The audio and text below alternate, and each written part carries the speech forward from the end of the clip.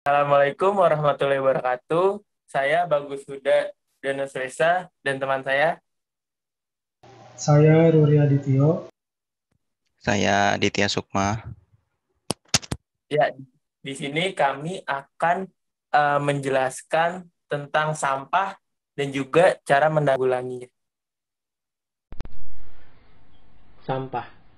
Menurut definisi World Health Organization atau yang biasa disebut dengan WHO, sampah merupakan sesuatu yang tidak digunakan, tidak dipakai, tidak disenangi, atau sesuatu yang dibuang yang berasal dari kegiatan manusia dan hal tersebut tidak terjadi dengan sendirinya. Terdapat beberapa jenis sampah, yaitu pertama, sampah organik. Sampah organik atau sering disebut dengan sampah basah adalah jenis sampah yang berasal dari sisa makhluk hidup sehingga sampah jenis ini mudah hancur dan membusuk dengan cara yang alami. Contoh dari sampah organik adalah kulit buah, sisa makanan, dan sayuran. Yang kedua, sampah anorganik. Sampah anorganik atau sering disebut sebagai sampah yang kering adalah jenis sampah di mana zat penyusunnya dari senyawa yang non-organik dan biasanya berasal dari sumber daya alam yang tidak dapat diperbarui lagi, seperti minyak bumi. Yang ketiga ada sampah B3. Sampah B3 merupakan buangan sampah berbahaya dan beracun yang bersifat toksik. Oleh karena itu, dalam pembuangannya perlu penanganan khusus. Sampah B3 ini banyak dihasilkan dari kegiatan industri ataupun produk yang dipakai sehari-hari. Semakin banyak industri yang berdiri, maka akan semakin beragam limbahnya. Contoh dari limbah B3 adalah bekas pengharum ruangan, pemutih pakaian, deterjen, pembasmi serangga, lem perekat, hairspray, dan batu baterai.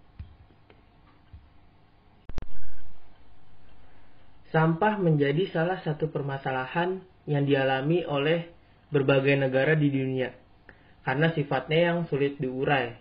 Namun, keberadaannya semakin meningkat dan meningkat setiap tahunnya.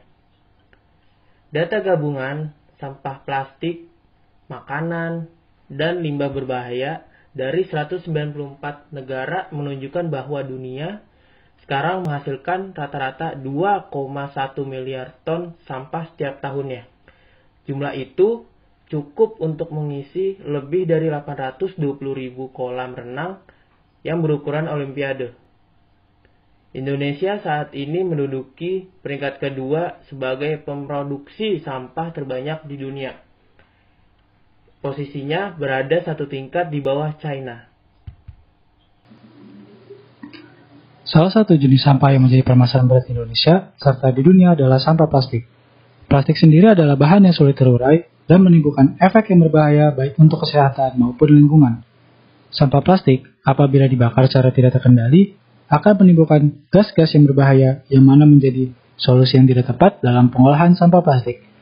Bahaya sampah plastik juga dapat mempengaruhi perubahan iklim dari proses pembuatannya hingga penerapannya yang menimbulkan gas karbon yang menyumbang pemanasan global. Hal tersebut berseberangan dengan jumlah kebutuhan dari plastik oleh masyarakat dan industri. Diperkirakan 1,3 miliar ton plastik akan memenuhi bumi pada tahun 2040, baik di daratan maupun di lautan. Hal ini terjadi jika tidak dilakukan apapun untuk mencegahnya. Menurut perusahaan manajemen risiko Ferrix Maplecroft, hanya 16% dari sampah sebanyak 323 juta ton yang bisa didaur ulang, sementara 950 juta ton sisanya tidak berkelanjutan dibuang. Data statistik pada tahun 2019 menunjukkan bahwa jumlah sampah konsumsi di Indonesia mencapai 175.000 ton per hari, dan salah satu penyumbang terbesar adalah sampah rumah tangga. Sampah rumah tangga adalah sampah yang dihasilkan dari kegiatan dalam rumah tangga sehari-hari dan terdiri dari beberapa macam jenis sampah. Jumlahnya pun tergantung dari banyak atau sedikitnya tingkat konsumsi dari masing-masing rumah tangga tersebut. Dan semuanya berkaitan dengan gaya ataupun pola hidup dari masing-masing keluarga. Peneliti Lembaga Ilmu Pengetahuan Indonesia atau LIPI mengungkap bahwa salah satu faktor peningkatan volume sampah adalah perilaku masyarakat itu sendiri. di mana membuang sampah sembarangan masih menjadi penyebab utama penumpukan sampah. Penumpukan sampah juga diperburuk dengan faktor penggunaan barang sekali pakai dalam jumlah yang banyak. Penggunaan barang sekali pakai ini antara lain terdapat sampah berbahan plastik yang sulit untuk terurai. Selain itu, pengolahan sampah yang kurang diperhatikan oleh pelaku industri menjadi dilema akan tanggung jawab.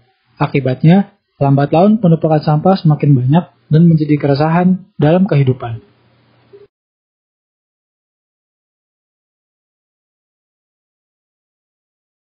Untuk itu, harus ada gerakan yang dilakukan untuk menanggulangi permasalahan sampah.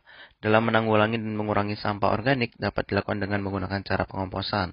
Pengomposan adalah proses di mana bahan organik mengalami pengurangan secara biologis, khususnya oleh mikroba-mikroba yang memanfaatkan bahan organik sebagai sumber energi. Indonesia juga memiliki gerakan untuk menanggulangi sampah dengan meluncurkan gerakan pembersih Indonesia dengan 5 strategi penanganan sampah laut. 5 strategi ini antara lain Gerakan Nasional Peduli Sampah di Laut, kedua pengendalian sampah pada daerah aliran sungai atau DAS, yakni pengendalian sampah plastik dari sektor industri hulu dan hilir. Yang ketiga, pengelolaan sampah plastik yang berasal dari aktivitas transportasi laut, kegiatan di kawasan wisata bahari, ataupun kelautan dan perikanan serta pesisir dan pulau-pulau kecil.